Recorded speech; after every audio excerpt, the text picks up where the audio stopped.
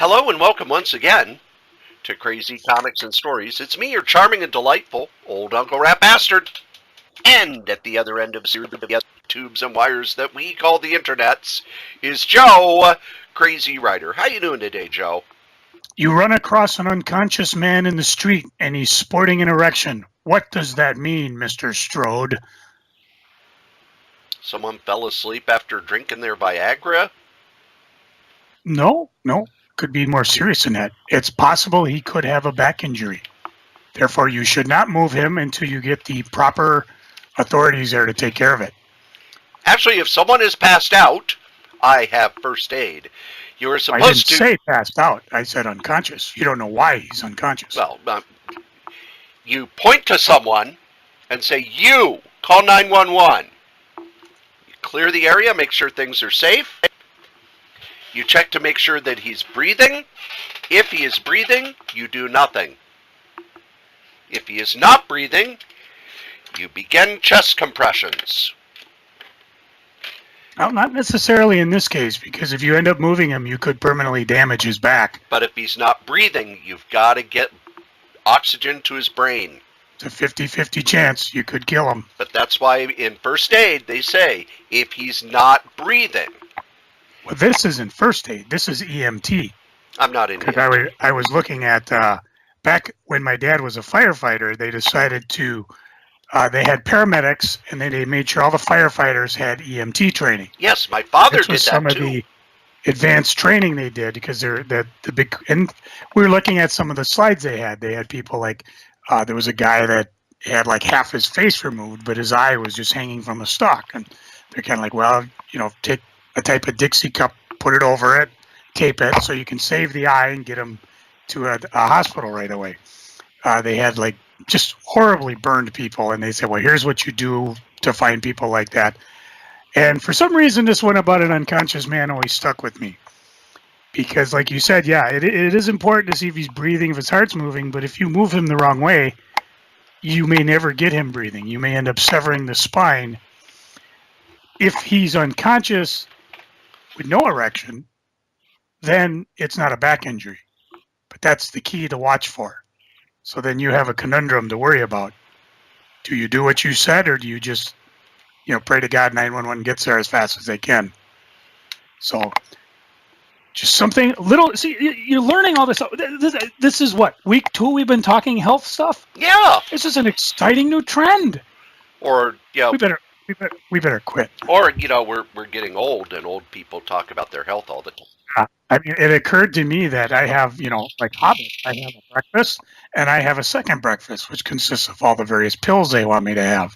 Ah, so you're a Hobbit. Hey, I have my midnight snack, and then I have my second midnight snack, again with the other pills I take, the ones I have to take before I go to bed.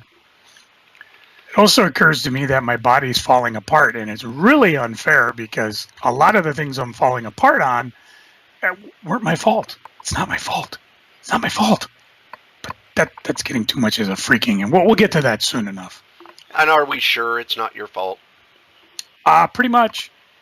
The 2 chronic diseases I got on the wheel of fuck you life, diabetes and rheumatoid arthritis, they don't understand why I would get diabetes, yet someone, and I'll pick on him because, we teased him, when Pat was at his 300-pound classic Pat, why he never got diabetes, yet I did.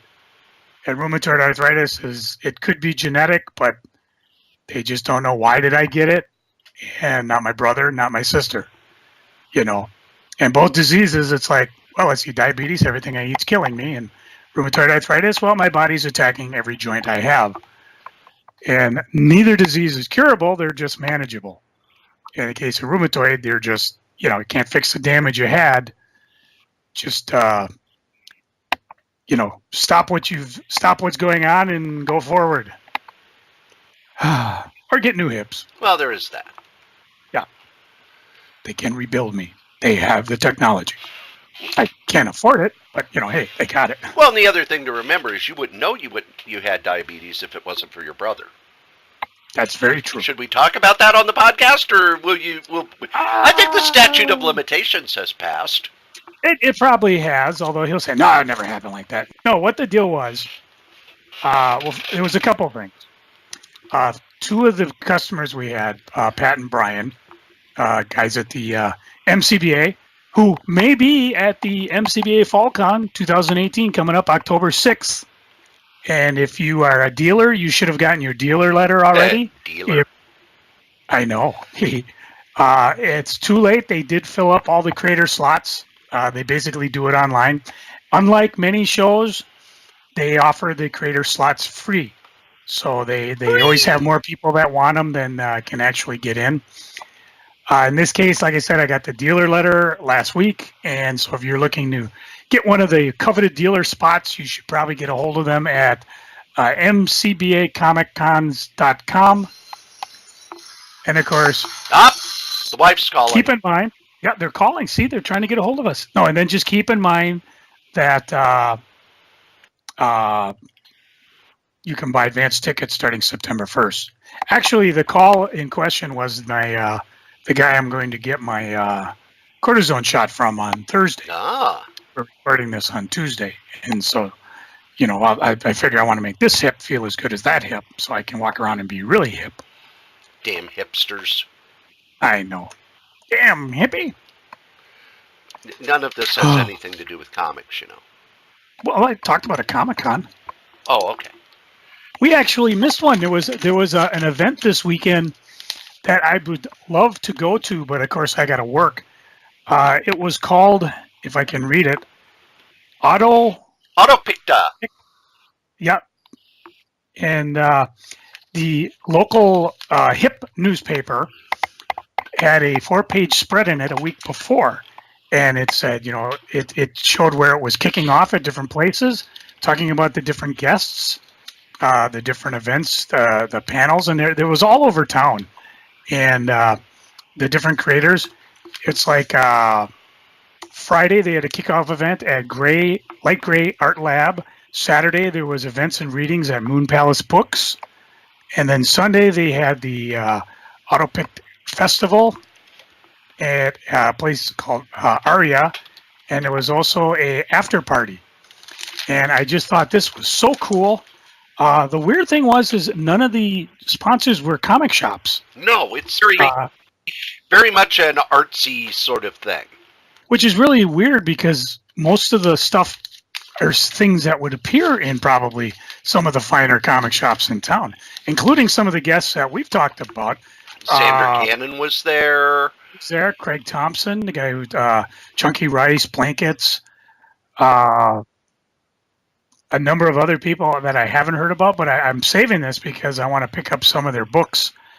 And it also in the back when I finally am mobile, we have a whole bunch of places that we can visit. Like there's a place called Dead Media that I'd love to get to. Moon Palace Books, which I've never been to. I've got a list of some other things around here, some of the different comic stores in town, as well as I can't think of the place on Minnehaha that we visited. That had the games. They actually started carrying graphic novels. So I figure if I actually get where I am mobile without moving at 2 miles an hour, we might get together some Saturday and then have one last geeking before we head into the winter and our respective surgeries. And of course I got to wait till I get a little money, but that's always par for the course. Money? Credit only goes so far in this business. Oh, that's right. We need to. Money can be exchanged for goods and services. Split out. That I haven't figured out yet. Yeah, it's not there. No, Autopic is one of the things. I was unable to go, and we'll talk about that in the Freaking. But it's very much it's more of an artsy thing than a comic thing. And this is the second or third year that I've heard of it. I went last year, and it's very much a bunch of damn hipsters and millennials, but it's more ground level, underground, self-published, and you're not going to find anything from Marvel or DC or IDW. This is more stuff that shows up in zines in a lot of ways. And it's very, very cool. I had a lot of fun when I went last year, and I wanted to go this year, but I was unable to. And it's not a convention, so it's like I said, 4 different places. They have things going on, and I just think it'd be kind of fun because it'd be neat to, we could go in and talk to some people. Who knows? Maybe get them to come on here this here podcast as guests, and maybe pick up a few different graphic novels and things like that. But like I said, I'm going to keep the holdout or the center page, because then as I'm perusing different comic stores and bookstores, of course, I may see some of these names, because it definitely some decent stuff out there. And who knows, I might have even seen it in the Diamond catalog, but as we've talked about, sometimes you just gloss right over it if it doesn't catch your attention right away. And a lot of these are held in galleries, bookstores, things like that. That was the Moon Palace. That's on Minneapolis. We might have gone to that one once. I know I've been there. I know I've been there. I'm still trying to find the name of that place on Minneapolis that we went to, the little shop there. Was it Heroic Games? Yes. And just down the road is the Moon Palace Books on 2032 Minneapolis. A wonderful small bookstore. Really nice people. Willing to order a book for you. And that whole Minneapolis block is just beautiful. I mean, just different little stores and fun things to look at. And then, of course, the galleries, they move around. But I thought it was really neat that I'm assuming it's a paid insert in the city pages. And then, of course, they also talk about some of the independent publishers. Iron Circus, Koyama, Conundrum, Alternative, Secret Acres, Enchanted Lion, and Consortium Book Sales and Distribution, www.cbst. I don't know if that's a retailer or if that's possible wholesaler, maybe both. There was also some big news that kind of snuck out that I'm surprised more people haven't kind of noticed or said something about or whatever. We talked about how the Buffy comic is ending with a 4-issue miniseries for a 4-issue season 12. Joss Whedon talked about how Fox, the reason it's ending is because Fox has pulled back the rights. Oh, really? Yes. So if you want to pick up those Buffy trade paperbacks and hardcovers and stuff, better start getting them now. The weird thing is I bought one of them for my wife and daughters, and they didn't care. Yeah. They're real big on Buffy, and I thought, well, this is actually a Joss Whedon approved continuation, and they just never got into it. I think you're either in the comic form of storytelling or you're not. It's not something you can make somebody read. It's also something that I find fascinating in that when they first started the season 8, it was huge to the point where I remember Dreamhaven would actually post on their website if it was late so that people wouldn't be coming in and going, oh, it's supposed to be here this week. Now I doubt if anybody cares that, oh yeah, this is the ending. As even with X-Files too, I was trying to get my wife, who's a big X-File fan, into the season, and I got it, and she's like, nah. Part of it is, I think, because, okay, hang on a second, I gotta chase a rabbit out of my room. Come here, you. Come here, you. Why can't Bun Bun be on the show? Not that he can't come in, he just is biting at my ankles. It's like, stop it. So one thing I let bite at my ankles, and she's not home now. I thought Bum Bum would be a great guest. He would be, but he was also trying to chew my headphone cord, which would end this podcast very fast. Okay, then okay. He likes to chew things. But with the Buffy thing, the next thing I remembered is, guess who got bought by Disney? Oh. So Fox owns Buffy? Yes. Buffy was a Fox show. And Dark Horse also has Aliens and Predator which are Fox properties. So once again, Disney buys up a bunch of properties that Dark Horse has been using as a cash cow. Just to screw over Dark Horse. So we finally figured out the whole reason Disney's been doing this, just to say F you to Dark Horse. Then why did they give a bunch of Disney licenses to Dark Horse? Maybe they feel bad for him. I'll be interested to see what happens, because I remember when Star Wars left, you actually could see the Dark Horse percentage drop that month. And Marvel, boy, are they taking advantage of the fact that Conan's back. They've already, in the new Marvel solicitations, they are not just doing a Conan omnibus, Joe, they're doing a Savage Sword of Conan omnibus series. And that'll be announced in the next Marvel previews.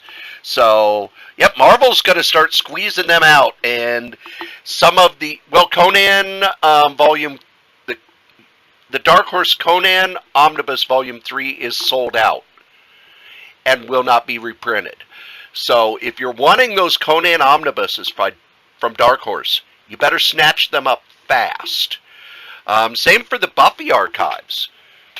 I mean, the Buffy omnibuses, because remember, they did a bunch of Buffy comics before they did the seasons.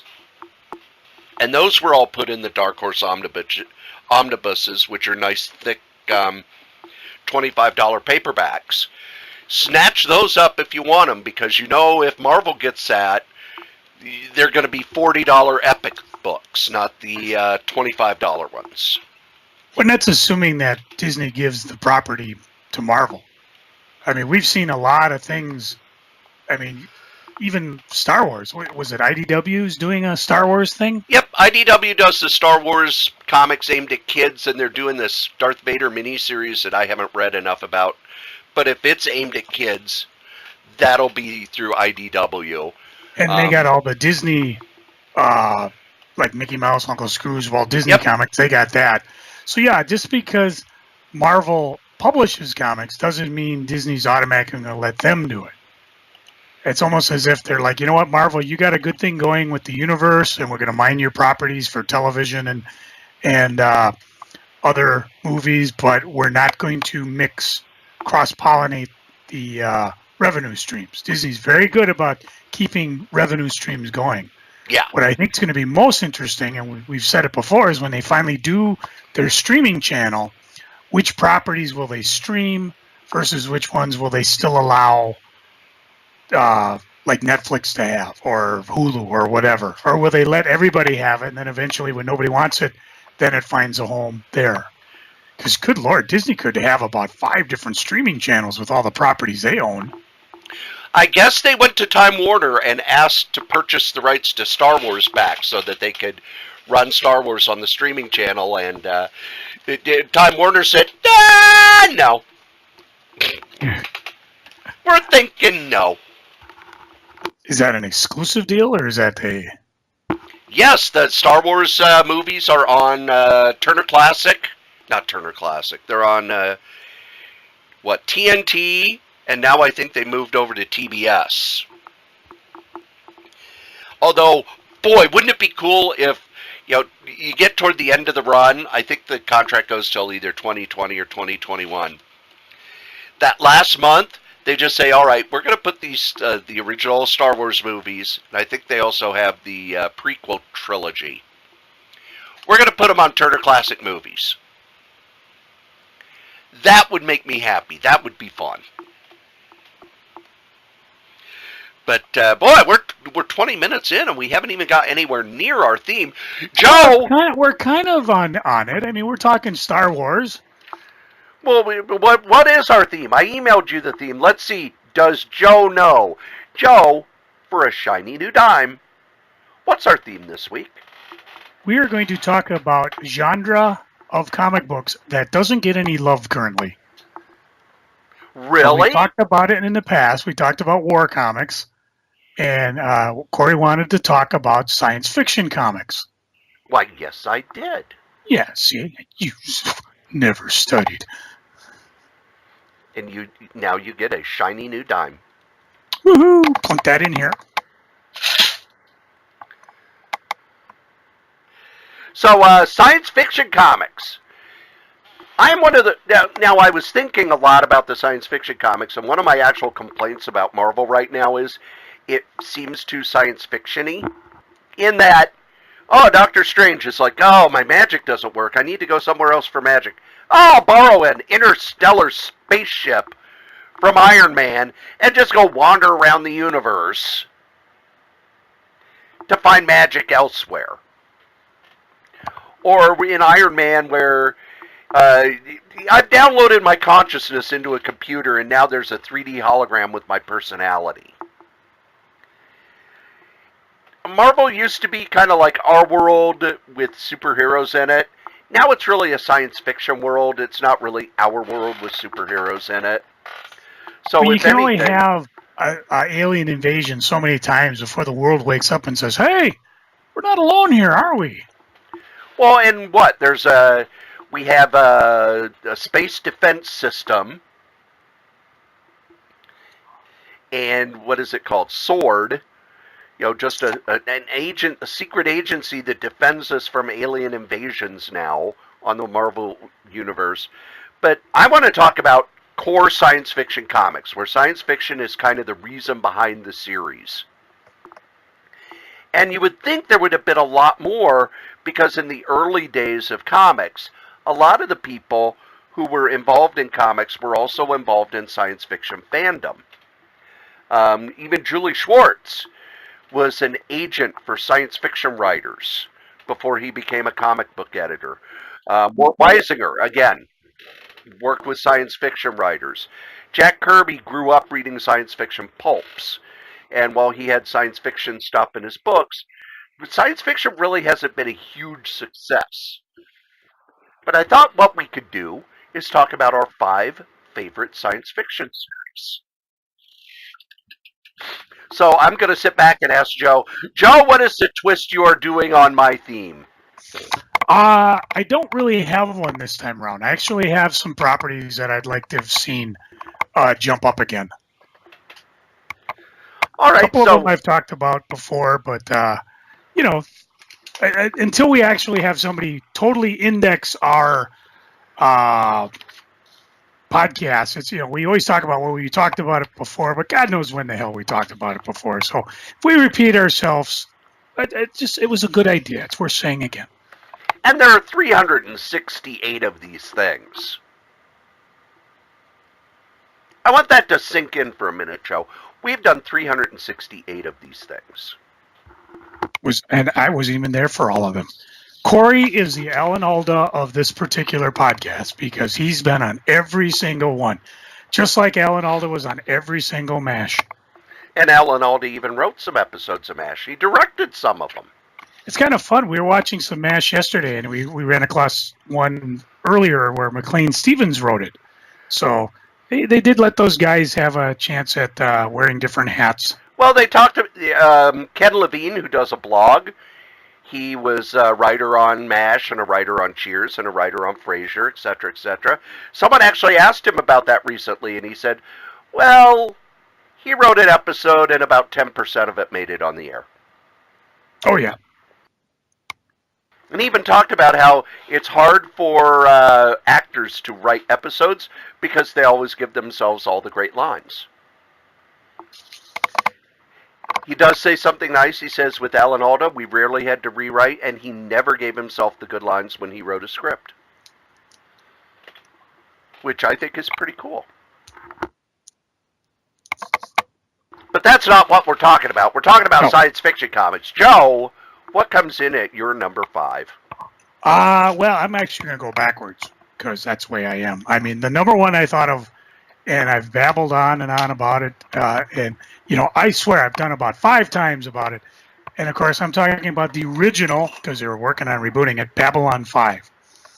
The original series was a 5-year arc, a beginning, middle, end story.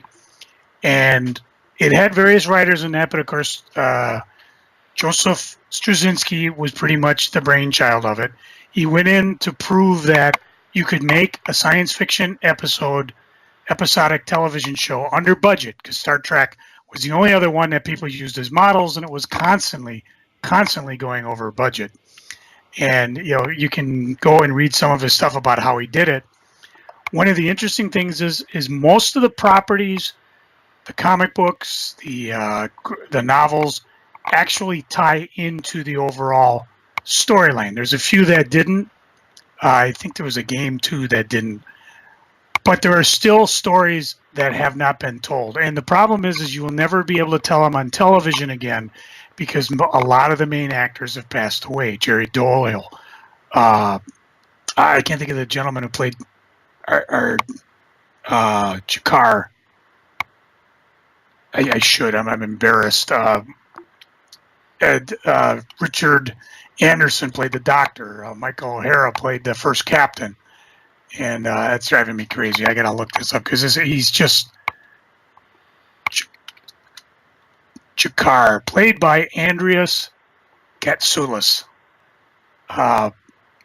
And with all these major actors gone, the other actors getting older, you can't revisit the property. But there are still stories to be told. The nice thing on Babylon 5 is they were very rooted in actual science. So when you saw the ships flying through space, they flew through space the way the ships were supposed to. They weren't no dogfighting. They moved on a XYZ axis. They had Arlen Ellison as a advisor there to do that. They actually talked with NASA. And what was the lab that Carl Sagan was involved? Saying, hey, would these work? What would it be like in space? But plenty of stories not told. Some of the big ones, the telepath war. Sometime between the ending of Babylon 5 and the beginning of the short-lived Crusade series was the telepath war. They were always talking about it leading up to it. The big thing being is that the telepaths felt repressed under the rules they had to live by, and eventually there was a war where they tried to take over. And of course, by the time you get to Crusade, they didn't win. There's glimpses of it in some of the graphic or not the graphic novels, but in the actual pocketbooks, because they did a 3-issue series on the character Walter Koenig played, Bester, and that kind of dealt with his fate. The actual series itself ended in a trilogy dealing with Londo, and the last book is one that we talked about way back, where because everybody picked this one up and nobody picked up the other two, it was like a $50 book. And I lucked out and found it at a local comic store for its original price. And I was like, oh, yes. And it pretty much wraps everything up. There's a few other things like the final fate of Bill Mummy's character, which Straczynski says is very sad. And I'm sure the universe is wide enough where there's other things to visit because, they never did finish Crusade, how that was going to end. They never did deal with the years intervening from the last episode of Babylon 5, and then they had 2 episodes. One dealt like 20 years in the future with they were all celebrating everybody. That was supposed to be the season ender for 4, and then they pushed it on 5. And then, of course, they did one where they jumped, I think, 10, 100, and a million years into the future. So there's plenty of storyline in there, not to mention the 20 years between the last episode on television and the final where they shut down and destroyed Babylon 5, and we see the final fate of Sheridan. So for me, that I think would be perfect for a comic book series. You'd have to get a guy that could write it in such a way, and Peter David's actually done it. I don't know if he'd be willing to do it. Straczynski would probably oversee it, and you have artists that could draw, hopefully at least, likenesses of the actors. The Babylon 5 comics they have had that in there, so maybe that was part of the contract that, we get to use your likeness. The big thing is that not a lot of Babylon 5 suffers from the Star Trek syndrome, where they spend a lot of time talking heads and doing technobabble, which doesn't translate well into the comic book. I remember talking with Dan Jurgens over this, and he said That's one of the drawbacks of Star Trek, the comic book, is that you can't really talk technobabble. You cannot have them sitting around the table, hashing things out. It's got to be shown in a comic format, and you got to be able to do it. Cory, you read the current IDW comics? Yes, I do. I do. Now, do they fall into that, or are they Yes, very much. Yeah, he said that's the killer of Star Trek and of comic books. Comics don't do that very well. So the few Babylon 5 comics I've seen, again, there was a series, and I believe one mini-series that they deal with the fate of Babylon 4. And again, it's all canon. Most of the original series is. So that would be a series I would work hard to redo. Might be tough to do. I don't know if Straczynski would want to come back to it, mainly because they're looking to reboot it. Time Warner's looking for their Star Wars property. While they've had it, they just don't know what to do with it. So, what's your number 5? My number 5 is a newer series, Saga. And it, in a lot of ways, I see it almost as science fantasy, much like Star Wars. This is not scientifically accurate by any stretch of the imagination, but it is set in someplace far away. You have 2 galactic civilizations at war with each other.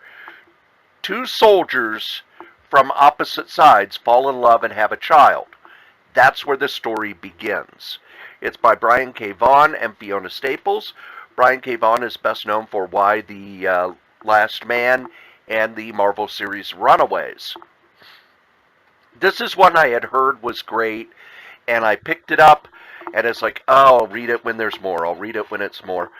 And then when I sat down and read it, I consumed it. I could not read it fast enough. The characters are interesting. Their situations are unique, but they're grounded in personalities that we can identify with. And you never know where they're going to go with it.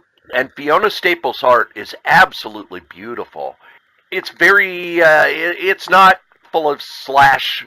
It's almost like the opposite of that 90s art where everything was all harsh lines. It's very smooth, rounded edges. It's almost like it just feels, it's not realistic art, but it's very, very good art, and it fits the story well, and it brings across the characters, and some of the characters are classic. Lion Cat is probably my favorite cat in comics. Sorry, Raoul the cat from American Flag. Lion Cat has finally overtaken you. And you don't even need to be a science fiction fan to enjoy this book. It's very well done. It's going on an extended hiatus. So while I'm sad there won't be new issues, this is a good time for you to pick up the trades and get caught up. It's from Image, and it's creator-owned. Joe? As I look on my list, I realize I got a couple books here that are kind of repetition of each other because they both happen to be anthologies. And I'm going to kind of slam them together as my 2 and 3, which means we'll get more of Cory. Yay! I'm talking of DC's Time Warp and Pacific Comics' Alien Worlds. Both these were science fiction, space fantasy of various short stories. Some of them, I guess, like in DC's Time Warp, you had like Mike Barr, Denny O'Neil, J.M. Matthias. There was even a Steve Ditko story in there that I absolutely love. Alien Worlds had William F. Nolan, Richard Corbin, Bruce Jones, Dave Stevens, Ken Stacy. That's Steacy, in case you're wondering. And John Bolton. Of the 2, Alien Worlds was probably a little more edgy in the tradition of like pre-code EC comics because there was no code in that particular stuff. I remember the stories fondly. I remember the series very well. And even in Time Warp, it was, even though it was, I'm trying to call up a cover here. I think it was still code approved. Yeah, it had the code on it. But there was still stuff in there that was really thoughtful. And I keep thinking in terms of a like a Dark Horse Comics Presents type quarterly where you just go out and you get the big names to do some stories. And I don't know. Anthologies don't necessarily sell. I mean, Alien Worlds lasted only 9 issues, 2 of them being from Eclipse after Pacific went under. And Time Warp, I don't know if it was part of the... they were mostly, I think, extra stories that they couldn't publish anywhere else. It was because they were kinda, it was a dollar comic. It came after the implosion. yeah, and a lot of that I think was, as I was reading the book that I'm going to get to in Geeking, the comic book Implosion. A lot of these were books, stories that were slated for elsewhere, and they just figured, well, we'll put them here, and they were real big on the dollar comics, and they say the Time Warp $1 price doomed it because, well, they say other comics were selling around 25 cents, which I don't believe was right in 1979. 79, they were 35 cents. And pushing 40, if I recall.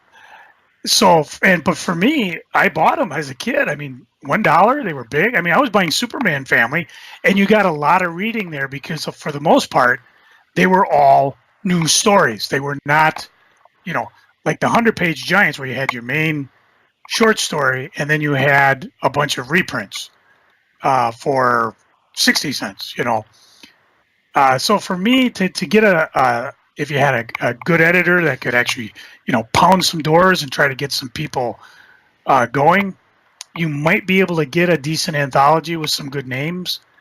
We always talk about they're hard to sell, but this one may sell. Maybe get it in the... I don't know, Cory, what do you think? Would you want it in a comic book format, do it in a heavy metal format to try to get it on the newsstands, assuming there are any newsstands? Well, heavy metal doesn't sell all that well. I actually was looking, and it's like, oh, yeah, it's a bi-monthly, and it's 4 or 5 issues late. Yeah. So, and there are people I know that are buying it. They just pick it up off the newsstand when they see it, and they're basically fans of the original heavy metal. I don't see them growing new fans. They got a bump when Grant Morrison took over as editor.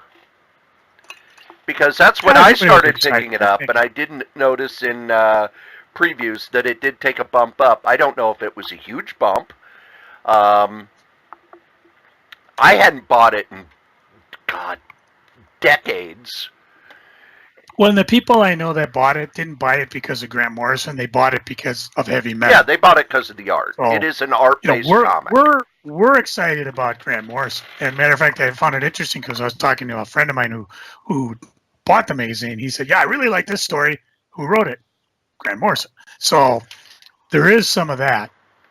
Again, it's a hard format, a hard sell, but again, I look back on these books fondly, and it would be something I would consider purchasing.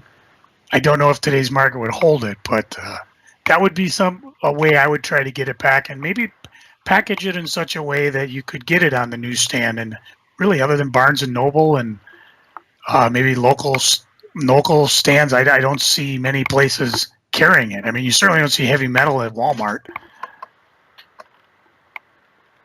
So that was my 2 and 3. What do you got going next? For number 4, because I go from 5 to 4, I'm like Casey Kasem. Coming in at number 4 on the countdown is a long-distance dedication, very long distance, to the year 3000.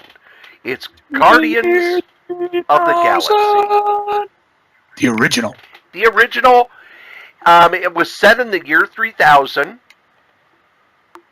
I'm sure that has nothing to do with the fact that the Legion of Superheroes was set 1,000 years in the future. Guardians of the Galaxy was kind of a one-shot throwaway story by Stan Lee, and was it Stan Lee? I know it was in the 60s, so it might have been Arnold Drake. What was that original title? It was in Marvel Superheroes. Guardians of the Galaxy. And now, look, it's still it's still showing in theaters. Woohoo! Hang on a second here. First appearance, blah, blah, blah. Arnold Drake, Bill Eviat, Otto Binder. Okay. That's on the writer credits. So there were a few people involved in that. Well, were there other reprints, or was it just it's one story? Nope, it was just one story. Oh, by the way, if you have a near mint one, it's about $850. That's it? Might be higher. Remember, this is Atomic Avenue. You would think it would be a lot more. Well, that's near mint, assuming you can. Allow me to check the eBays while you talk. All right, so it was written by Arnold Drake and penciled by Gene Colan. It was a one-shot, and it was issue 18 of Marvel Superheroes. And the gimmick was that each of the characters was from a different planet in our solar system. The characters were not seen again for another 5 years until Steve Gerber brought them back in Marvel 2-in-1. He then brought them over to the Defenders, and they got popular enough that they got their own series in, what was it, Marvel Presents. Here's something interesting on that issue. Because it's square bound, I am not seeing any 9.5 books. The ones that are on eBay are like 5.5, signed by Stan Lee, so they're asking upwards of 6,000 to 8,000. A standalone near mint, he is asking 1,500. And then there's a PGX, which is different from CGC, 8.5 for 750. So there may not be that many near mints around just because of the square binding on this sucker. You know, it's not like the square bindings today where it's stiff. It was just comic book. So automatically you have that staple in there that put dents right in the spine cover. And there was also what is known as Marvel chipping. Does Joe know? What is Marvel chipping?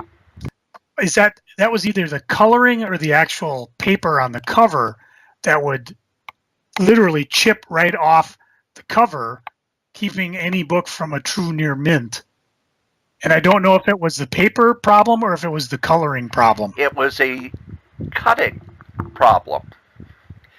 The printer they used would not replace the blades often enough, so the blades would get dull, and when they would, cut the paper for each issue, as the blades got duller, it would cut the paper poorly and more tear it than cut it. Gerber started a series in Marvel Presents. He left and Roger Stern finished it up. They then brought the Guardians into a couple other comics. There was Thor Annual number 6 and Joe's favorite Avengers story, the Korvac Saga, which actually is a sequel to Thor number 6. And then, once again, they were not heard from for a long, long time until Marvel's editor-in-chief Tom DeFalco wanted to revive them because he thought, oh, this science fiction stuff, the Star Trek Next Generation is awful big. So Jim Valentino put in a pitch to bring them back, and they were very much, whereas before they'd been very much a science fiction-y sort of thing, this was more the Marvel Universe in 1,000 years, which was fun as well. But I always liked the original Guardians of the Galaxy a lot, especially those Gerber stories are just, they'll blow you out of the water. Joe, did you hear about the issue of Guardians of the Galaxy that the Comics Code wanted to retroactively pull their approval of? Which was? Guardians of the Galaxy number 8, where Vance Astro and Nikki defeat the villains by fucking. And that's all I'm going to tell you. It's one of those where Gerber wrote it in such a way that you had to you would read it and go, oh, okay. And then about an hour or so later, you'd go, wait a minute. I guess the Comics Code approved it. And then when it hit the stands, one of the people with the Comics Code called Marvel and said, hey, you snuck this past us. Yeah, I got that right, Pepper Boy. So they were told if they ever reprinted it, it would not be code approved. And by the time they reprinted it, nobody cared. Yeah, no one cares. So, while the new Guardians of the Galaxy is far more popular, the original, which is set 1,000 years in the future, was one that I enjoyed a lot. Joe, what's next? I again, I have a mishmash because there are books that they've had, and you touched on one of them, like the current Doctor Strange, but Silver Surfer's done it. When they had the Annihilation saga, they've done it. Just make the setting into the universe of the whatever, Marvel, DC. They have these awesome worlds. They have them all set up, and there's plenty of stories to go around. I mean, after all, what are there, billion galaxies in just a small part of the sky? So you don't necessarily have to make it, well, the Shire fighting the Kree, fighting the Skrulls. But just go back there. I mean, it was so much fun when Elwood brought the Silver Surfer out, and they were just flying off into areas that we've never explored before. Doctor Strange kind of doing that now. I absolutely loved the Annihilation Wave saga, the entire thing, just because while Earth was busy bogged down in a civil war, this entire crazy universe shattering event was going on that had nothing to do with Earth heroes per se, except for the ones that were already out in outer space. And I'd like to see sagas like that go on. In DC, I think Starlin could probably pull it off. I don't know who at Marvel could pull it off. Occasionally you see, was Hickman involved with Invasion? No. That crossover? Well, he did No, pretty wait, good he did Infinity, which is Infinity. What happened on Earth while the Avengers were out in space. Thanos said, "Oh, okay. You mean everybody's gone from Earth? Time to invade." Yeah, because there was like two stories going on. What was going in outer space, what was going on Earth. And again, I found the space stuff just interesting. There's so much to explore besides running into Galactus again. I'm sure if you were to comb through Marvel, you would find like little used characters, such as the Scientist Supreme. Just kidding. That they've never visited again.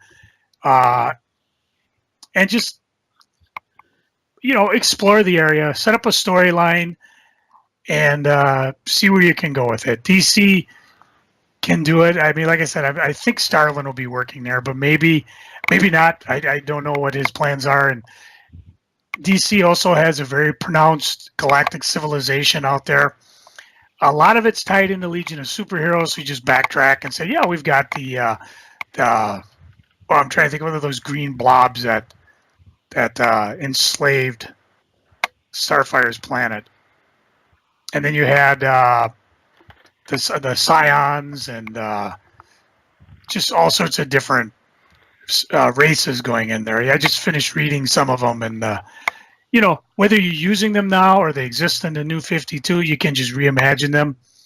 And being the fact that we talked about it briefly in the beginning, okay, how many more times does the Earth have to be invaded or visited by Galactus before people start realizing, hey, there's something going on out there? And it's all fantasy anyway. So just get everybody looking out there, and let's go out and see what they've got. It almost is like, making a analogy of the Marvel universe and see what kind of species you have out there. Not necessarily tied to Guardians of the Galaxy or Silver Surfer, but just let's see what's going on out there. Get out there, Dano. So that's my number 4. My number 3 is probably one of the longest running science fiction series ever. And Marvel ripped it off with the last series I talked about, and that is the Legion of Superheroes. The Legion of Superheroes is set exactly 1,000 years in DC's future. Because if you go back to the original Legion story in, what was it, Superboy? No, it was the Superboy story. It's set in 2959. And then by the time I picked up the Legion, it was set in 2981. And, but oddly, everybody stayed a teenager. It is the story of, in the future, a bunch of teenage superheroes who were inspired by Superboy are brought together by businessman R.L. Brand to fight evil in the DC's future universe. It started under Mort Weisinger, so the early stories are very gimmicky and very goofy. But Jim Shooter, who was all of 13 when he was hired, took over as writer. And it's kind of DC's Marvel book, in that the characters were more personality-based rather than pretty much having interchangeable personalities. Each character had their own superpower. No superpowers could be duplicated or you weren't voted in. And they built this stunning future world with tons of different worlds and the United Planets and all of this. And then Crisis on Infinite Earth happened, and it all just collapsed into a big Hawkman-style black hole of reboots and fixes and changes and alternate universes and... Pocket universes. Oh my god, it was just a mess. There were a couple spots that were interesting, like when they finally let Polar Boy be in the Legion of Superheroes. Yes. And it was after Superboy died because of something the Time Trapper did. And he just came, they were all upset and he was really pissed. He says, we're going to find our way to the future and we're going to see if a Time Trapper can die. And they never follow up on it. But yeah, a lot of potential. And, again, with New 52, you could start all over again. But they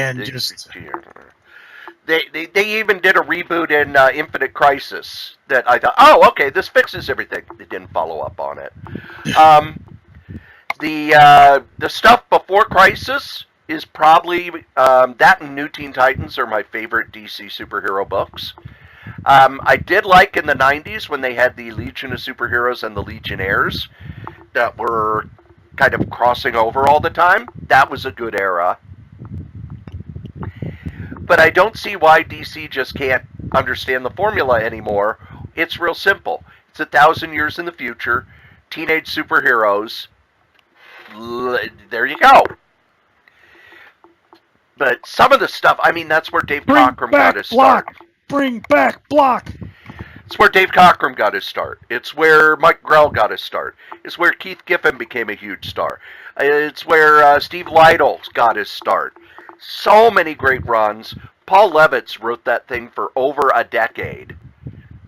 And he always said Darkness Saga. He had a chart to keep track of where each character was at all times. Because that was the other thing about the Legion. It was like there are 25 members.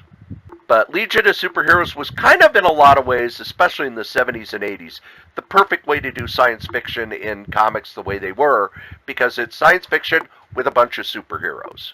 Joe? And you could have Ambush Bug visit. Oh, wait, that was a different one. Yep. Well, Ambush Bug first showed up in a Legion of Substitute Heroes story, right? Yeah. No, he appeared in Supergirl first. No. Yeah. I think it was...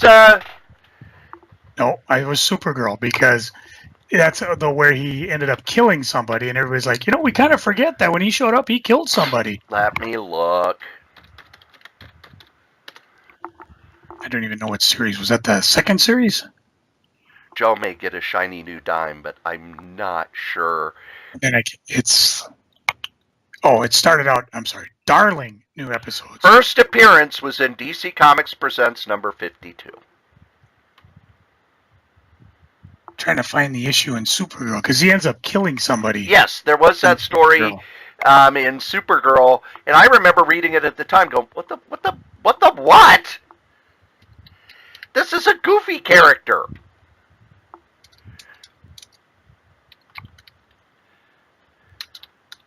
Here we go. Daring New Adventures of Supergirl. I love it when they change the title on crap.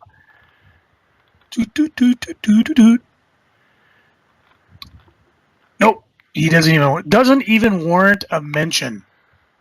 Oh well. I'll dig it up later. But nope, it was in DC Comics Presents number 52. 52! Woo! Joe, what's your next one? All right, time to ask the Strode. See if he knows which property I'm talking about. It was published by Epic, First Comics, Malibu, Slave Labor, and Eclipse. And it's science fiction. Oh, yeah. I'll give you. It first appeared in Epic Illustrated. Jim Starlin wrote and drew it. Oh, is this Dreadstar? Dreadstar, you are correct. A property that I would love to see come back. It's got a history behind it. It's set out in outer space because I believe if you read the original story in Epic Illustrated, the Earth was destroyed. Our entire galaxy was destroyed. So forget that. You're not going back. But then when you start in number 1, that was in Epic Illustrated. I'm sorry, published by Eclipse. No, I'm saying that wrong. It was Epic. See, even I'm getting mixed up. But November 82, Dreadstar number 1. And it goes forward from there. I believe it was republished in a giant omnibus thing. I'm pretty sure I got that somewhere in my vast accumulation of crap. I remember some of the printings wasn't that good because I think they just must have taken it directly out of Epic, the magazine. But it's oops, hang on. Computer freeze. You think we're so high tech here? You know what I'm saying? Dreadstar, again by Jim Starlin. It's about Vanth Dreadstar. He's kind of a reluctant messiah. He gathers a rag team of rebels trying to work on a century-long war between the monarchy and the instrumentality. That's the original series. And then when Malibu did it, they kind of went into the future, and Dreadstar had a daughter. And she apparently thought her dad was a bit of a putz, because when they finally do show up, she's not necessarily happy that he's there. And what was kind of interesting about the Malibu series was that, of course, when Jim Starlin stopped writing it, Peter David took it over. And the Malibu series is actually written by Peter David. And it includes the infamous Malibu coupon. So the idea being you collect all these coupons from Dreadstar's line, or Malibu's line, and I'm trying to remember what they called that line. Bravura? Bravura. And Bravura. And so some of the, if you're looking for mint issues, you want to make sure the coupon's there. But the story was great because it was like a decade between the end of the Epic run and the first comics run and the Malibu run. And I thought there might be more in there. I mean, yeah, sure, they killed off Dreadstar in issue 5, but that can be resolved or continue with the with the daughter. That's one of those properties that I think can be revived. Whether Jim Starlin wants to write it, I know he's not drawing anymore, but maybe Peter David will do it. Or if he doesn't have an idea, I'm sure they'll find somebody. Somebody will do it. Somebody will do it. So that's one that I think that would work. Science fiction-y themes, a little bit of fantasy in there, some really good, villains. The galactic papacy. How can you not be, worry about that? I'm a little worried that all of Jim Starlin's main villains seem to be connected with the Catholic Church. Yeah, he might have a bad nun in his past. Although, did you see that one do the pitch at a Cubs game? Woo! Yeah. Yeah, she just bounced it off her elbow and wham, right down home plate. You do not want to give her a ruler. A ruler. My number 2. This was hard because number 1 and number 2, I switched places with them like 7 times over the last week. But number 2 is Weird Science, Weird Fantasy / Weird Science Fantasy / Incredible Science Fiction, the EC Science Fiction comics. These are, without a doubt, some of the most beautiful comics you will ever read in your life. The art is unbelievable. I've talked in the past about the EC folks. The EC artist lineup was the Murderer's Row. You had Wally Wood, you had Frank Frazetta, you had Jack Davis, you had Al Williamson. All these people doing incredible, incredible stuff.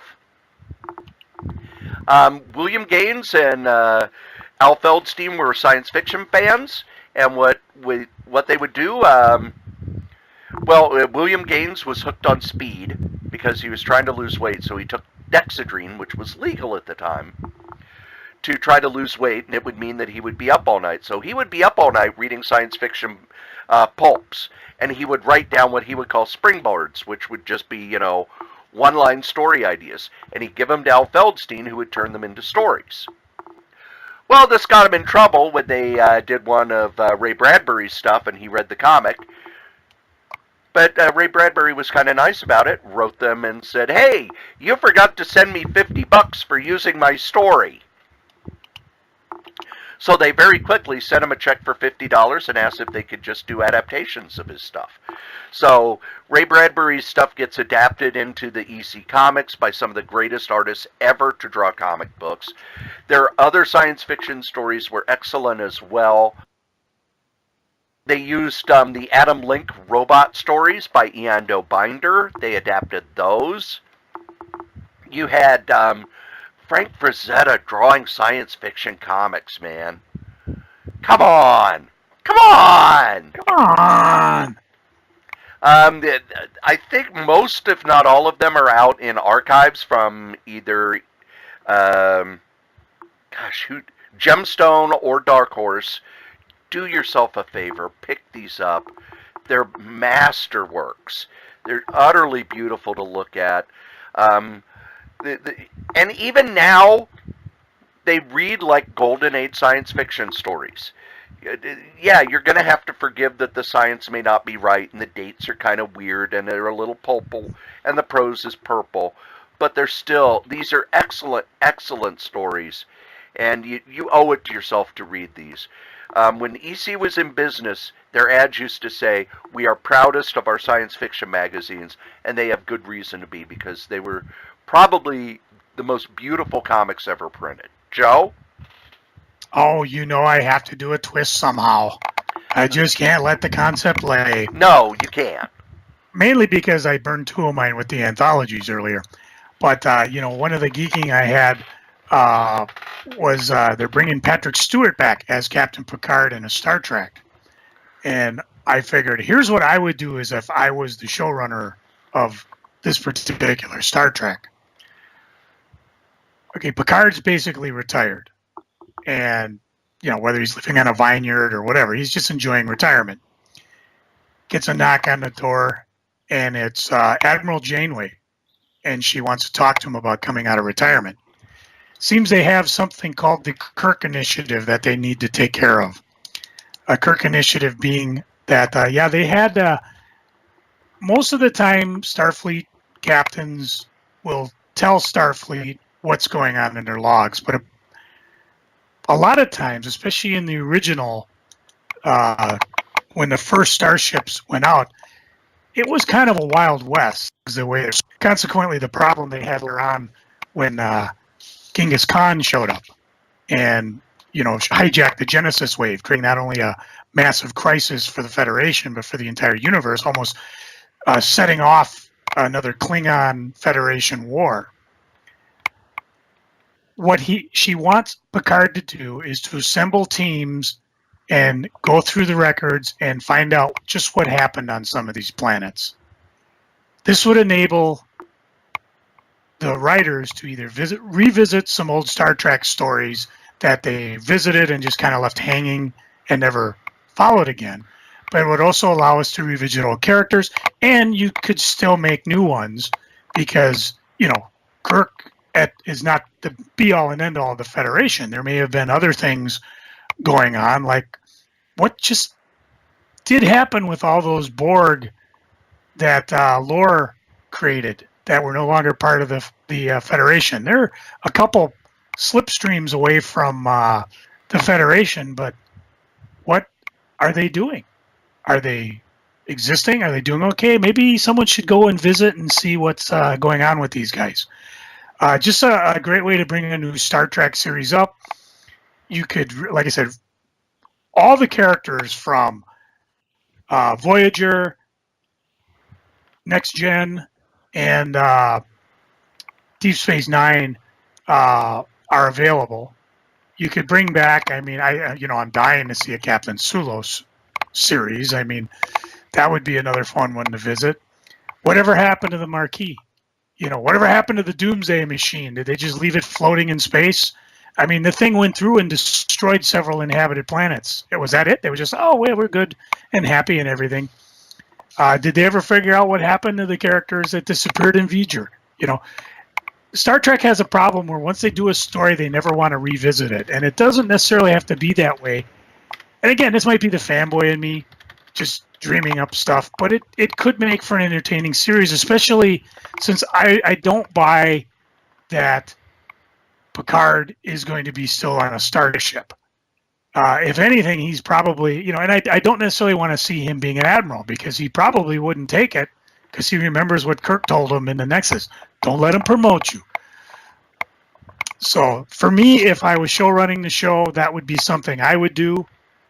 You could even, bring in, you want to play around with the new timeline, hey, we just discovered this red matter. Maybe we better put this under wraps. Bring back some of the time variance authority there.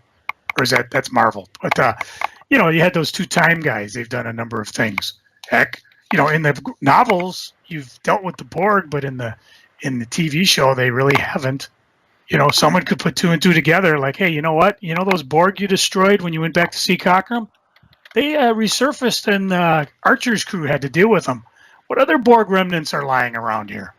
So just, I don't know. It's a vast universe out there. Let's explore it, people. And now my number one. My favorite science fiction comic. You know how, Joe, they say the golden age is 12. Whatever you read at 12 will always be your favorite. Hence the Time Warp Alien Worlds for me. When I was 12, one of my babysitter's sisters was dating someone who would read comics and then would throw them away. And they said, well, Cory likes comics, so why don't you just give them to him? And he was, in college, so he was reading the more sophisticated stuff.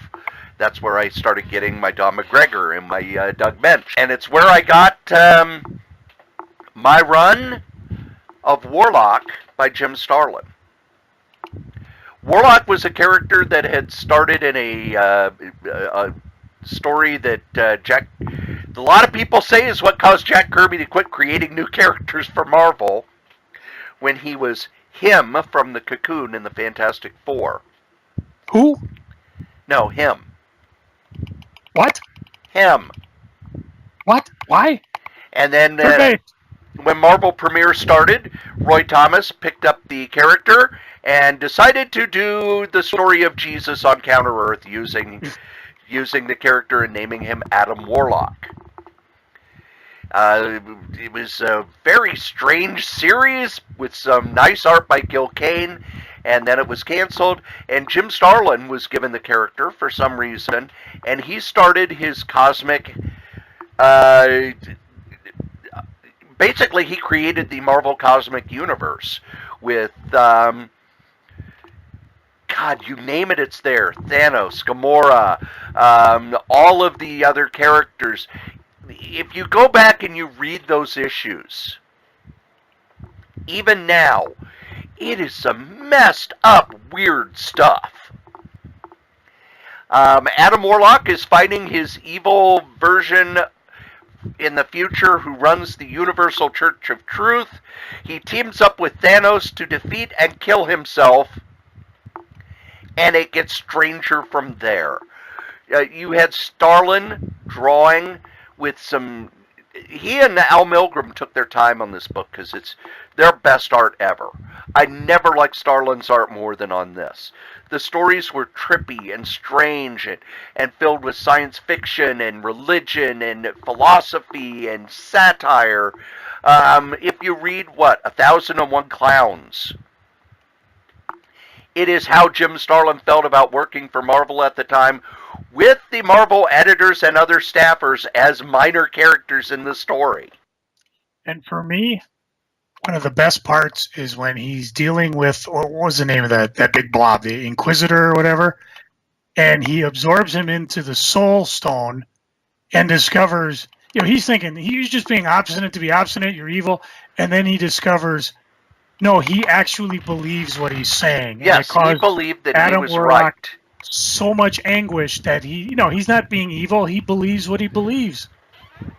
Which is probably a good lesson to be learned when you're dealing with people of opposite political beliefs. And it's one of the things that I love about Starlin is that all of his characters have a reason for what they're doing. The villains think they're doing the right thing. The villains think they're right. It's not, I'm evil to be evil to be evil. Thanos thinks he's doing the right thing. And those of you who watch the movie and say, he didn't try to eradicate half the universe because of resources, read the Silver Surfer story where Thanos comes back. Yes, he talks about it. And again, it's part of the saga. You just don't jump in the Infinity Gauntlet. You got to read the build-up to it. Right. Which, if you were smart enough to buy the omnibus, you could. And while Infinity Gauntlet, everybody loves it, there would be no Infinity Gauntlet without his run of Warlock. And his run of Warlock, the problem with Warlock is that it just kind of fizzed out. He left Marvel. Archie Goodwin became editor-in-chief, asked him if he wanted to come back and wrap up Thanos' story, so he did in Avengers Annual number 7 and Marvel 2-in-1 Annual number 2. With probably one of the greatest big crossovers of all time. And it's an amazing comic, and it's probably the peak of when the whole idea of the undergrounds met the mainstream, wrapped up with superheroes in a science fiction shell. It's a 40-year-old comic that still, when you read it, it's going to blow your mind. And it's my favorite science fiction comic. Joe, you know who my favorite sponsors are? Let's see. Has to be something with pie. Well, we don't have any pie sponsors, but instead we've got these guys. That's right, here at the Solitaire Rose Radio Network, we have ads, and our first sponsor is me. That's right, your charming and delightful old Uncle Rat Bastard. I have my first book out with Dangerous Dan Moore. It's the first 100 strips of our online web strip, Worldwide News, the story of the lowest rated cable news network. And you can get yourself a copy with commentary, with all sorts of extras, with signatures and everything. Just email Dan over at lordshadowflame@gmail.com. Our top sponsor, who's been with us since day one, is DreamHost. DreamHost.com. You need yourself a website, and DreamHost.com is the #1 web host in the whole known universe. Just head over to DreamHost.com, put in the code CRAYZ, K-R-A-Y-Z, get $20 off your first year. How can you beat that? Our other sponsor is Graze, GRAZE.com. Healthy snacks for a healthy lifestyle. Just head over to Graze, put in the code CORYS3R5P. Your first and fifth box are free. You could get them weekly. You could get them bi-weekly. You could get them monthly. You could just order a whole bunch of them. It's great stuff to keep you away from the vending machine at work. Now, if you would like to leave a comment for any of the podcasts that we do, we'd love those. Go ahead and email us at solitairerosenetwork@gmail.com, or you can call 952-856-0519. Operators are standing by. Okay, it's just a place that will record your calls, but we'll play them on the air. We'll answer your questions. We love getting feedback. Tell us what you think. Ask a question. Suggest a topic. Be a guest. Send us your stuff. solitairerosenetwork@gmail.com. If you would like to advertise on any of the Solitaire Rose radio shows, you can. Just email us at solitairerosenetwork@gmail.com. Subject advertising. Thanks. And even though I've been sick, I have not been able to put out a bunch of podcasts. More podcasts are coming, kids, and I talk about them right here. The Solitaire Rose Radio Network has all sorts of podcasts. We've got Scrabbling Across the West with Dave Caffell and his lovely bride, Stephanie. They travel across the country playing musical gigs, and at night they sit down to play Scrabble and talk about their day at scrabbling.solitairerose.com. There's Novelcast over at novels.solitairerose.com, where I take the novels that I've written and turn them into audio podcasts. Currently, we are doing a novel called Do the Job, which is a murder mystery set in the world of 1980s professional wrestling. Then, over at badadvice.solitairerose.com, me, Cory Strode, and Wolfie B. Bad, along with Dan Moore, give bad advice to people who send in questions. That's bad advice over at badadvice.solitairerose.com. The Solitaire Rose Radio Network is growing. Be there! You think NBC will get mad I used that? How do you do? We're about to unfold the story of Frankenstein. This is Tom Lang. And this is Bill Evenson. And we're the hosts of a new podcast called Frankenstein Minute. That's right, we've taken the classic Universal Studios Frankenstein films and broken them down minute by minute. And each episode, we're going to dissect 1 minute of Frankenstein. We'll talk about Colin Clive, who played Henry Frankenstein, Dwight Fry, his hunchbacked assistant, Mae Clark, Henry's fiancée, and of course, don't forget that monster played by the enigmatic question mark. We'll also talk about the director James Whale and the fascinating flourishes he brought to the picture. And Mrs. Percy B. Shelley, Mary, of course, the author of the original novel on which the film is based, and the difference between the novel and the film. This really is a classic film, the one that many point to as the one that started it all. Dracula? Sure. But, seriously, 1 minute a week? How long is Frankenstein? Frankenstein is 71 minutes. Are you sure we can keep this going for 71 weeks? Oh, sure, no problem. I mean, this is Frankenstein we're talking about, not Dracula. Good point. We'll discuss characters' motivations and talk about the great performances and John Bowles. Don't forget Kenneth Strickfaden and his amazing electrical devices. We'll even reveal which of the lead actors grew up in sleepy little Chaska, Minnesota. Frankenstein Minute premieres on August 31st, 2018. Where? The usual places: iTunes, Google Play, YouTube. And check us out on FrankensteinMinute.com and Facebook and Twitter, if that's still a thing. Is Twitter still alive? Oh, it's alive. It's alive? It's alive!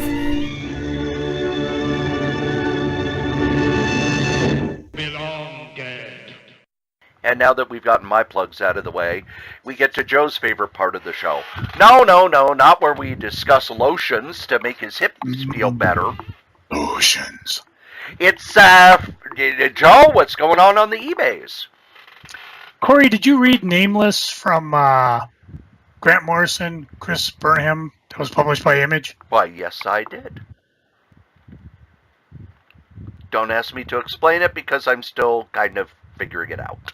What was Nameless about? I can't figure that out, Joe.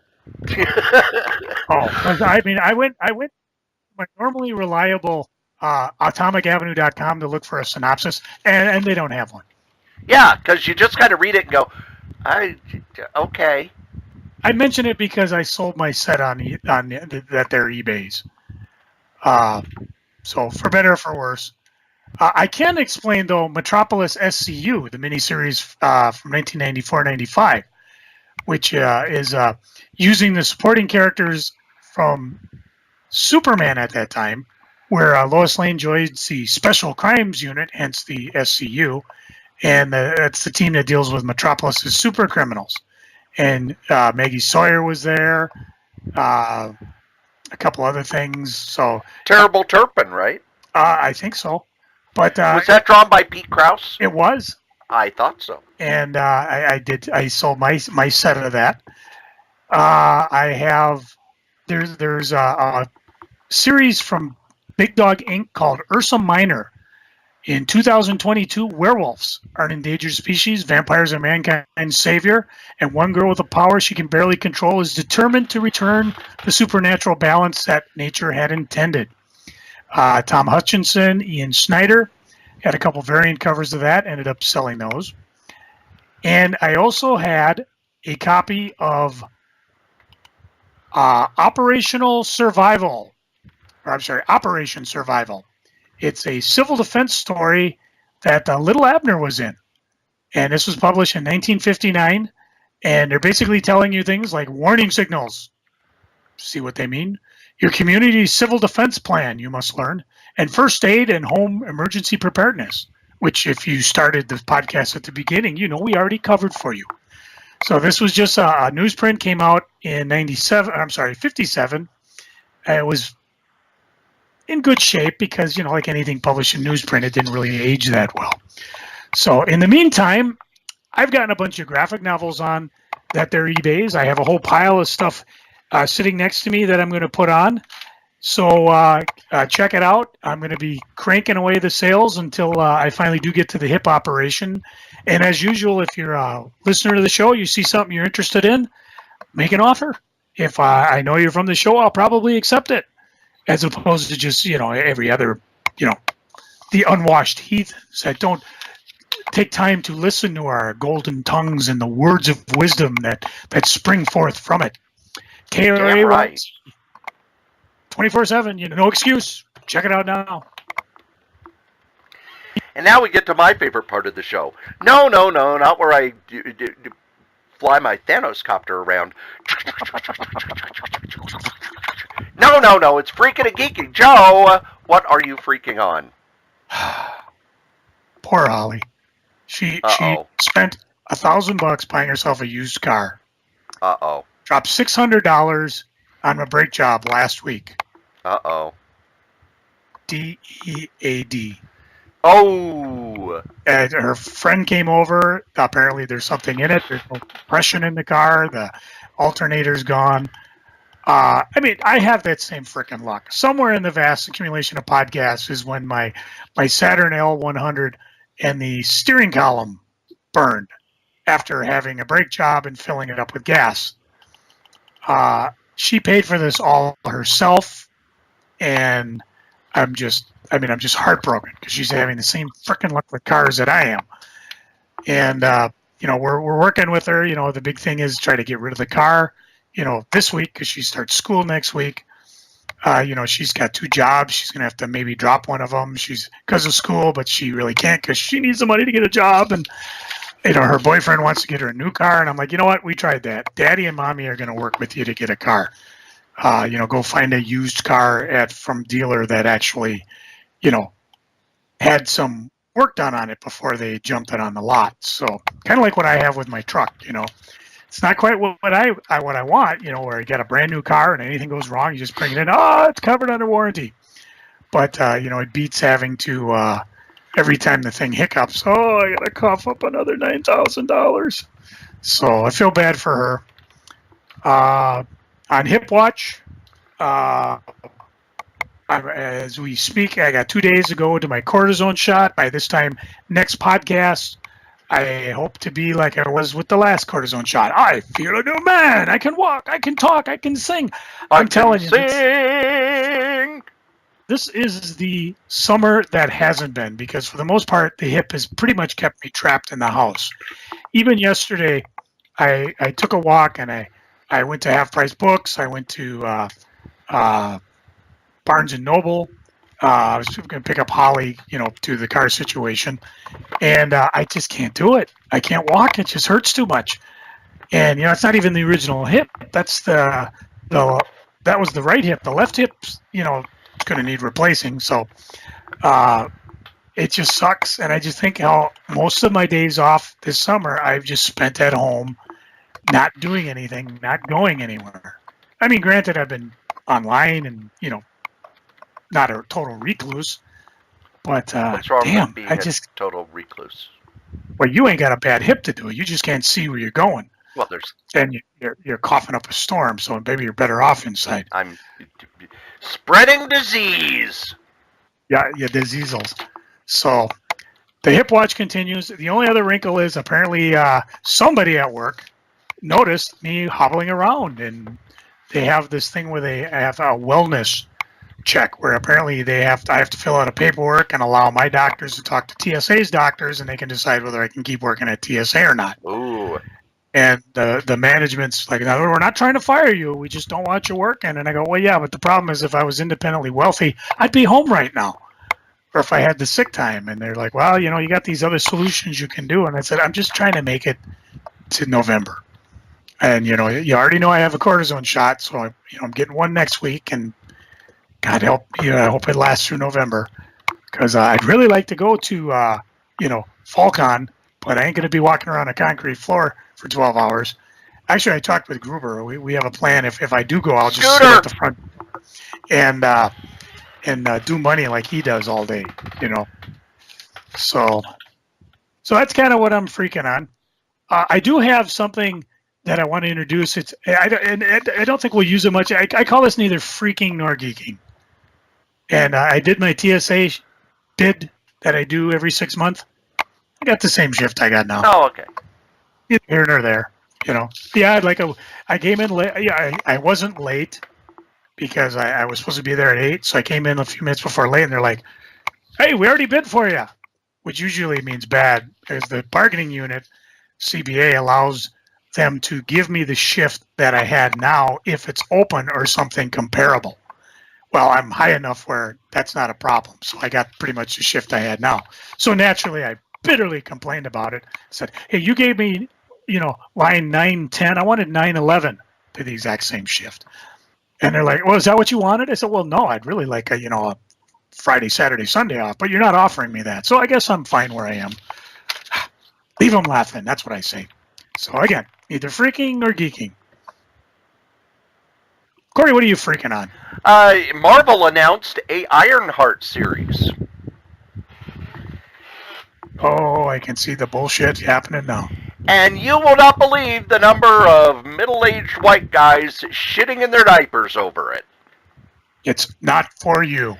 What do I have to say? And Ron Mars said, I've been reading all these comic fans pissing and moaning and shitting in their diapers. Not every comic has to be for you. I mean, I don't know what Marvel thinks of it, but you almost want, guys, don't buy it. If you don't like it, don't buy it. They're not going to buy it anyway. And besides, Iron Man's back. Slot's writing him. What else do you want? Oh, they don't like Slot because he's a liberal and he hates Trump. Anyway, I went to Target and I saw all sorts of graphic novels, not sold through comic shops, aimed at the young adult market. Why wouldn't Marvel want a piece of that action? Why wouldn't Marvel look at that and go, hey, there's money there. We should go where there's money. DC, people are, oh, these superhero girls, they're stupid. I don't want to. They're not for you. They're for this market that makes a fortune. Next, Joe, readers, listeners, everybody, next time you go to Target, I want you to do me a favor. Go to where they keep the books, and I want you to notice how many aisles there are for young adult novels, how many aisles there are for traditional paperback books, and how many aisles there are for self-help, cookbook, feel-good, blah, blah, blah. I'm 30-ish divorced woman needs to find a personality books. Because when I went to Target here in Chaska, there were 3 rows of young adult novels, a row and a half of I'm almost 40, I got a divorce, and now I need a personality books, and a very small section of what they call bestsellers, most of which were series romance novels. How many Targets are there, Joe? Are there like 20? Billions of them. All right. Oh, I'm talking just nationwide. Yeah, we probably got 20 in the cities and around the areas. Do some goddamn math, people. Comic companies aren't there to serve you. They're there to make money. they're seeing that their properties are making tons of money in movies. They're seeing that their properties are making tons of money as animated series. The Marvel Rising, which is all the younger female characters, just premiered this week, and it was available online first, and I guess they had a record number of views online before it's even been on Disney XD. Comics aren't for middle-aged old white guys, okay? We're not the target market. They've got us. Comic shops. I'm sorry, there will be no comic shops in 20 years. Sorry. There may not be comic shops in 10 years. There may be gaming stores that have comics. There may be bookstores that have comics. But your traditional comic shop with the rows and rows of back issues and, oh, look, this character appeared once in a panel here. This comic's worth 10 times as much now. Those are gone too. They're going to be gone. Marvel and DC are planning for the future. And I was told this when I was in grade school. The future is coming whether you like it or not. So all these fans who predictably piss themselves when a comic has a character who's either a woman or a non-white person, you're just dull now. You're just boring. No one cares. No one cares what you think. No one cares what you think. Go off, make your little fanzines, sell them to each other, and leave the grown-ups alone. Okay?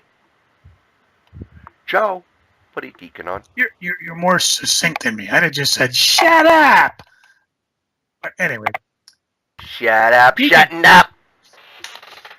With cat-like tread, upon our seats we seal, in silence dread, our cautious way we feel.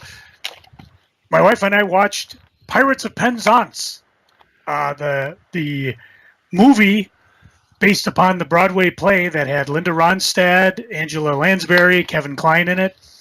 And I guess, contrary to popular belief, he did sing that because he was part of the Broadway show.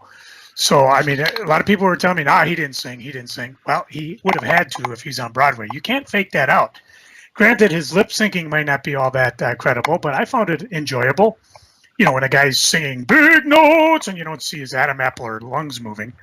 But just a lot of fun. I love musicals. I loved this particular one. I don't know why we decided to watch it. We were able to find a bootleg copy on YouTube to watch it. And now, of course, I got to go find me a DVD copy of it so I can watch it whenever I want. So that's pretty much all I've been watching. Now, reading, Cory, I don't know if you saw, last week was the City Pages, the comics issue. No, I did not. Yeah, and this is a fun yearly issue. A friend of mine brought it in, and this is where they get a lot of the local artists to just do quirky little underground comics and overground comics, but just a lot of fun. What was the theme this year? I can't even tell. Maybe it's it's right on the cover. My Summer Job. So just a lot of fun. I don't know. You might still be able to score a copy because, maybe not. We're recording this on a Tuesday, and the ship date for the new issue is Wednesday. But sometimes you can find a place like when I had City Pages, I'd pick them up at a local library. They would just stack them in a couple weeks until somebody picked them up. You know how last week I went on and on and on about train crashes and stuff like that and how bad it was? Well, Trains, the magazine for train lovers, has a magazine this week. Train Wrecks, Volume 2, Crashes That Change Railroading. Talking a lot about the ones we had. Some of these you probably remember, like when there was an Amtrak run. I think it was called the Cascade, and it went over. It was in DuPont, Washington, and unfortunately, the guys weren't familiar with the route, and they took a curve too far and ended up derailing over the bridge. I think 3 passengers died. There was actually a car upside down on top of a car under the bridge. Again, just a case of somebody not familiar with the route. there was another one, even you probably remember, where a crude oil tanker car went loose and in La Minneapolis, Quebec, blew up, wiped out the entire town, killing 47 people. And this was a trial. This was basically a comedy of errors from the get-go. The engine guy parked the train. The train, he reported it had problems. It was spewing smoke and soot. They were told, leave it. Somebody will come take care of it. Somebody called the fire department. The fire department came, turned off the engine, which stopped the fire from spitting out. And they were told, yeah, we'll have someone come and take a look at it. Well, what happens is when you stop an engine, it stops the air brakes. They slowly leak. This entire train full of cars basically ran away. And when it got to the city, tried to negotiate a curve. It didn't, blew up, and took out an entire downtown. And this was back in 2013. So this is getting too much geeking or freaking, but and this is volume 2, so I got to go and find volume 1. Yeah, my wife, she looks at me like when I'm watching train crashes and airline crash. What's wrong with you? I said, I'm just fascinated, because usually all these things happen because of a series of events. If one thing was different, it probably wouldn't have happened. But that's just something I'm interested in. What I'm really interested in, though, I read back issue number 106, which was the Golden Age and Bronze issue. Yeah, this was covering the 70s revival of Just Inside America. I love and hate Back Issue Magazine because I love it because I remember these things. I remember reading about it. I remember, because this was my time of buying comics at 12 years old and such. So, knowing what was going on in the background, whether I picked up something or not, remembering that I had these issues and I probably sold them. All-Star Comics, I'm looking at you. Although I do still have my All-Star Squadron set, I never picked up Johnny Thunder, so I can look at that. They had a wonderful article about Spectre in the 80s and 90s. I still have the 90s run. I got a few issues to fill so I can read it. Just a fascinating issue. I just love Back Issue, but it makes me go crazy because I want to go back and pick up those issues that I've long since purged, sold, or just don't have anymore.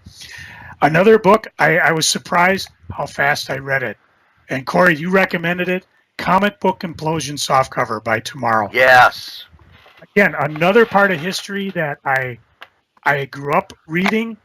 I mean, if I ever met Jeanette Kahn, I would have to tell her, thank you. I grew up in the era you were part of DC Comics in. I was more Marvel than DC, so the implosion didn't really affect me.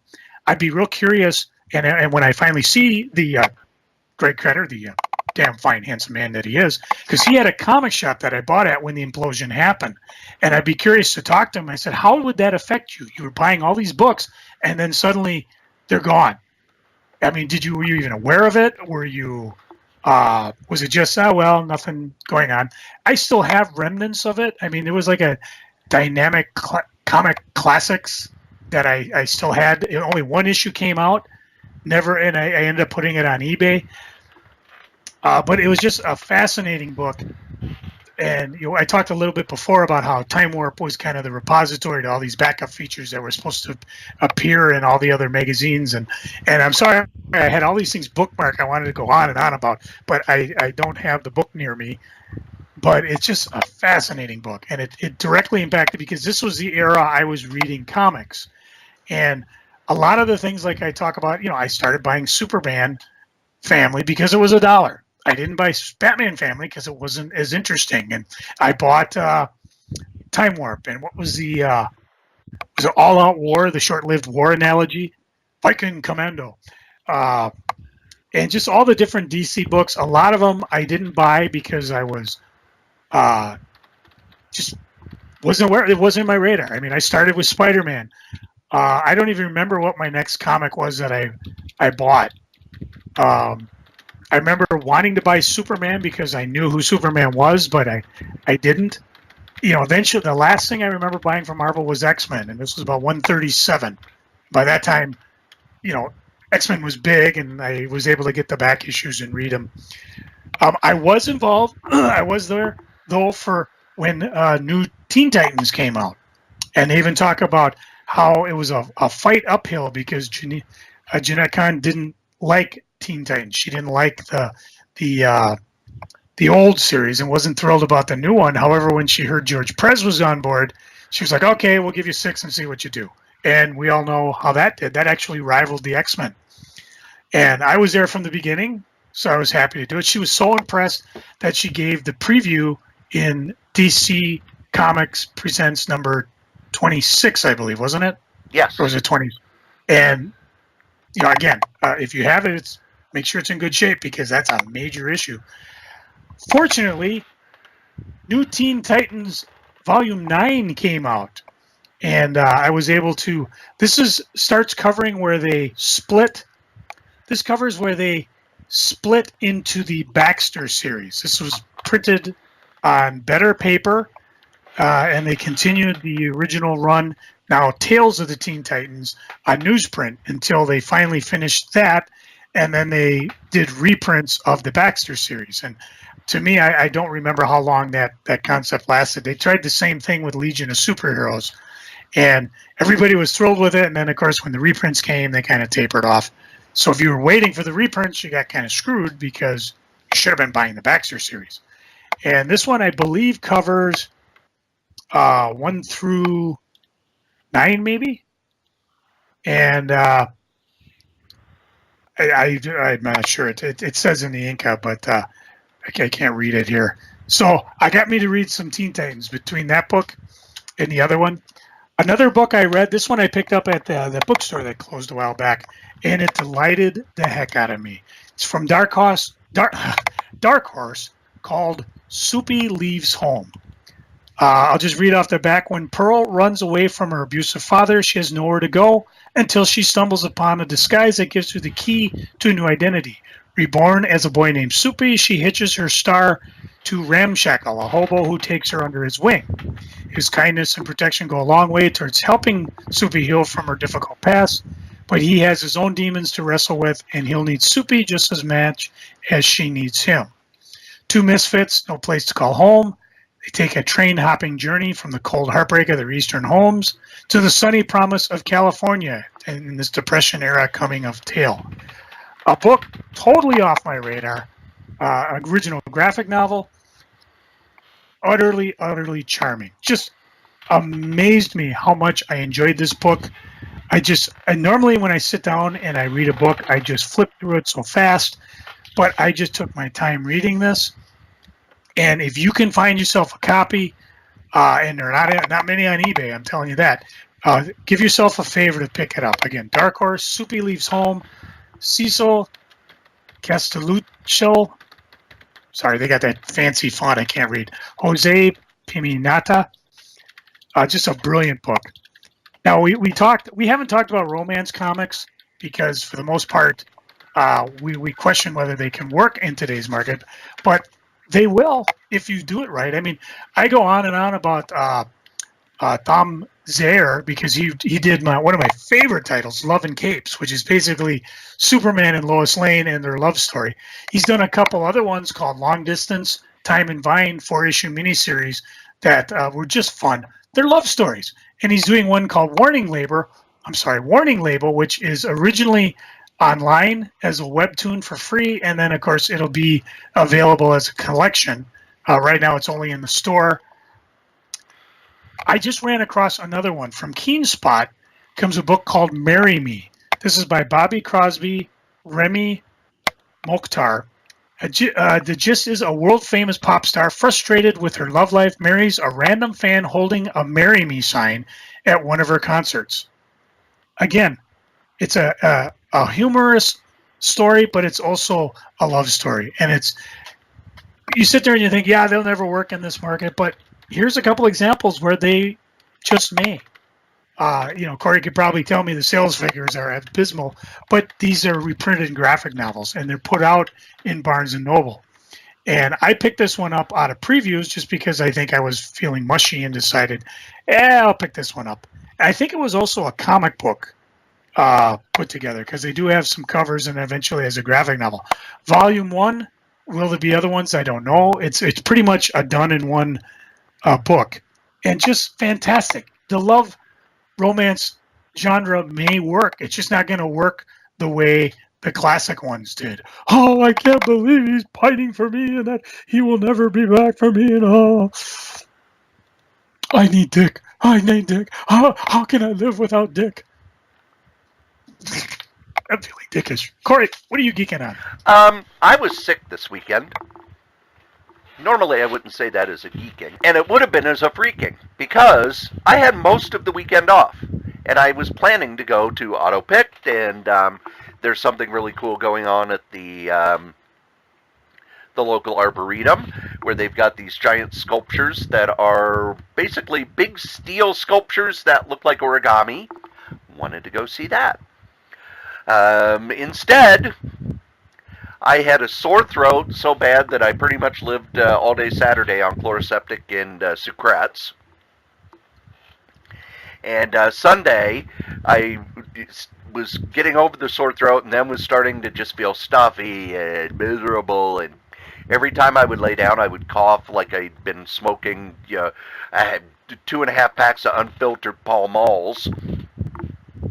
So you may ask, Cory, why is this a geeking? Cory, why is this a geeking? Because Friday, an omnibus showed up in my mail that I'd forgotten I'd ordered. It was through this omnibus group on Facebook, and it took the book about 3 weeks to get here, and I wasn't even thinking about it, and I got home and said, oh, what's this big box? And I opened it up. It's the Walt Simonson Thor omnibus. Ooh. So I spent the weekend on the couch. And, you remember when you were a kid, when you were sick, I don't know about you, but you'd be covered up with a blanket on the couch, and you'd watch game shows on TV, and you'd drink 7-Up, and have Jell-O, and read comic books.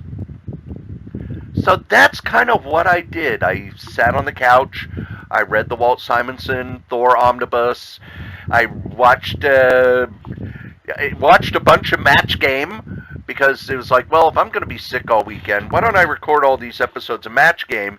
Oh, here's the new Match Game. I'll just watch that instead. And get ready to match the stars. Do do do do do do do do do do do do do do. Da da da da da da da. And with my Soda Stream, I have the mix so I can make lemon lime soda.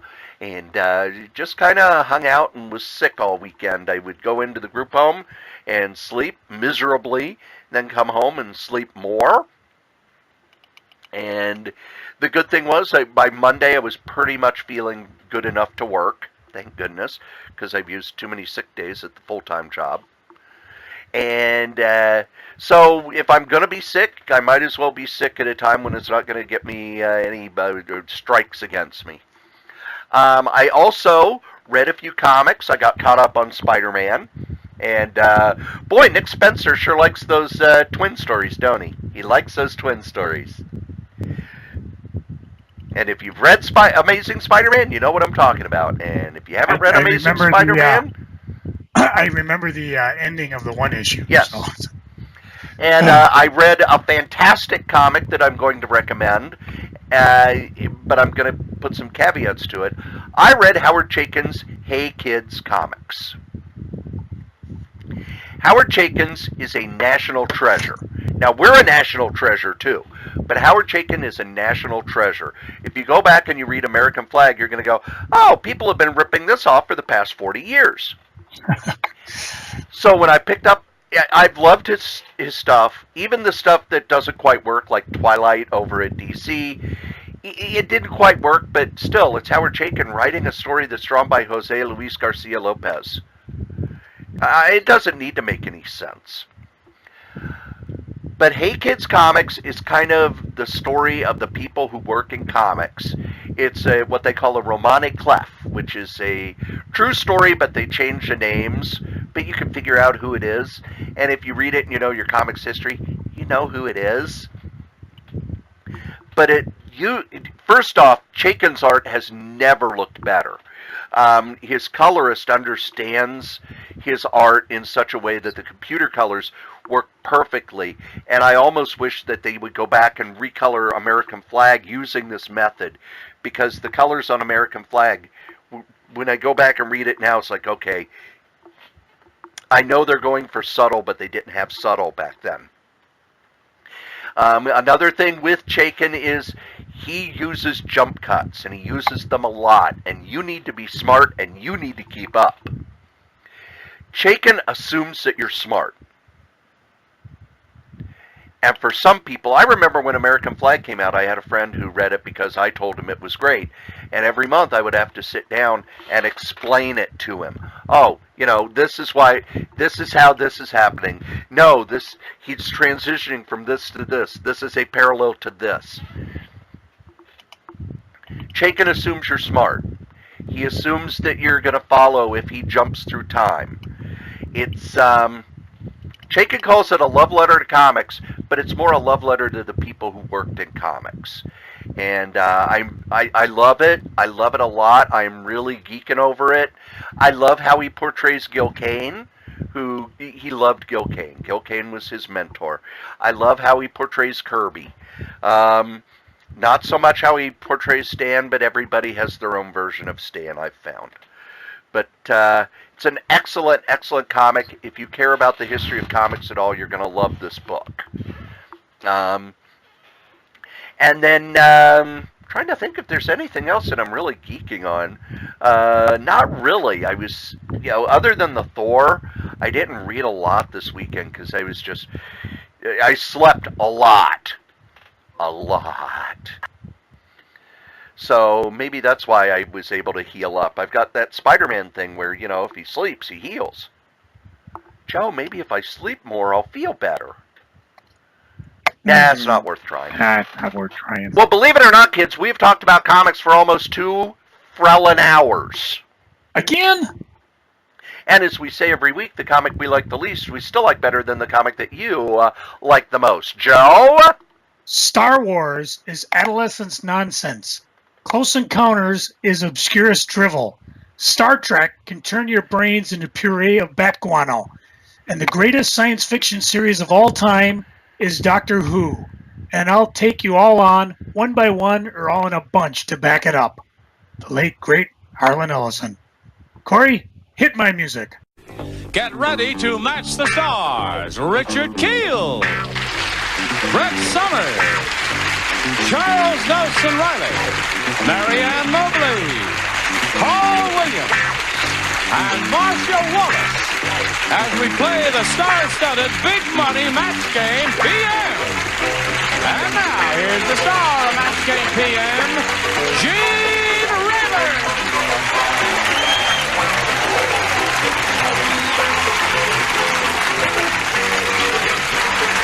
Thank you, John. Friends, how do you do? How do you do? You all look very elegant.